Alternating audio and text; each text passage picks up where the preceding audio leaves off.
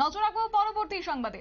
এক সপ্তাহ বন্ধ থাকার পর পুনরায় চালু হয়েছে আগরতলা ঢাকা বাস পরিষেবা এবং জানা গেছে যে 24 জন যাত্রী নিয়ে আজ আগরতলা থেকে ঢাকার উদ্দেশ্যে রওনা দিয়েছে বাস। আগরতলা থেকে ঢাকা হয়ে কলকাতায় পরিষেবা দেবে শ্যামলী পরিবহন, এমনটাই জানা যাচ্ছে। এবং কি বক্তব্য রয়েছে, আমাদের সঙ্গে সরাসরি যুক্ত হয়ে গেছে প্রতিনিধি সুপ্রীতি মুখার্জি। সুপ্রীতি, বিস্তারিত যদি তুলে ধরো।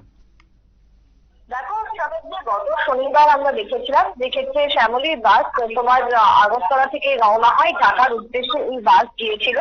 কিন্তু এই বাস ঢাকার উদ্দেশ্যে গেলেও তোমার দেখা যায় যে যখন সেই বাস তোমার ফিরছিল তখন ব্রাহ্মণবাড়িয়ার কাছে একটি জায়গাতে কার্যত আচমকাই এই বাসকে কেন্দ্র করে উত্তপ্ত পরিস্থিতি হয়েছে। কারণ প্রাথমিকভাবে যেটা জানা গিয়েছিল কিছুটা অ্যাক্সিডেন্ট, এবং তারপরে সেখানে সংখ্যালঘুদের উপর ওই বাসে উঠে অত্যাচার এবং আক্রমণ করা হয়।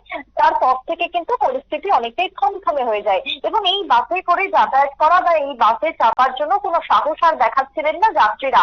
পরবর্তীতে এই বাস শনিবারের পর থেকে কিন্তু আর ফিরেও আসতে পারেনি আগরতলার বুকে। অবশেষে গতকালকে শ্যামলীর এই বাস ফিরে এসেছে আগরতলাতে এবং আজকের দিনে দাঁড়িয়ে এই বাস আবারও যাত্রা শুরু করলো। শনিবারের পর মঙ্গলবারে এই বাসের যাত্রা হওয়ার কথা ছিল, কিন্তু মঙ্গলবারেও কোনো রকমের কোনো প্যাসেঞ্জারকে পাওয়া যায়নি, কেউ টিকিট কাটেনি। তার জন্য এই বাস মঙ্গলবারেও চালানো সম্ভব হয়নি। অবশেষে দাঁড়িয়ে গতকালকে সন্ধ্যের পর এই বাস আগরতলার যে টিআরটিসি টার্মিনাল রয়েছে সেখানে এসে পৌঁছায় এবং তারপর সেখান থেকে বাসের যাত্রা আজকে শুরু করা হলো। আজকে যখন দেখা যাচ্ছে যে বাসের যাত্রী কারা কারা, সেক্ষেত্রে তোমার প্রায় 24 জন যাত্রী এক্ষেত্রে হয়েছে।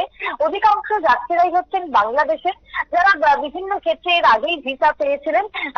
যখন তারা চিকিৎসার জন্য এই ভিসা নিয়ে এসেছিলেন, তারা হয়তো কেউ ত্রিপুরায় চিকিৎসার জন্য, কেউ আবার দক্ষিণের রাজ্যগুলিতে চিকিৎসার জন্য গিয়েছিলেন এবং ত্রিপুরা থেকে তারা আবার বাংলাদেশে ফিরে যাওয়ার জন্য এসেছেন।